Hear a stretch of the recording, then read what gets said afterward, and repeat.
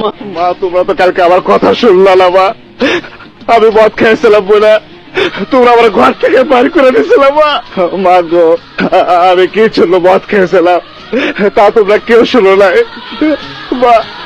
মা তোমার কাছ থেকে ব্যবসা করার জন্য 2000 টাকা দিয়া তেজগাঁওয়ের স্টেশন থেকে মুরগি কিনা আমি ব্যবসা করতে গেছিলাম মা। তোমরা রাখো বলে আমি যে মুরগির ব্যবসা করে তা আমি কই রে মা, তা আমি কই রে মা। মা প্রথম দিন আমি 500 টাকা লাভ করছিলাম। পরের দিন আমার সব মুরগিগুলা ওই মাস্টার নিয়ে গেছে, আমার দাম দিছিল না। যে মাস্টার আমার মুরগি নিয়ে গেছিল আমি তার কাছে টাকা চাইছিলাম, সে আমার মারতেছিল মা। আমি না তার লাঠিতে বাড়ি মারছি মা, সে মরে গেছে মা। মা তুমি আমারে বাঁচাও মা, মা আমারে পুলিশে ধরে নিয়ে যাবো মা। মা তুমি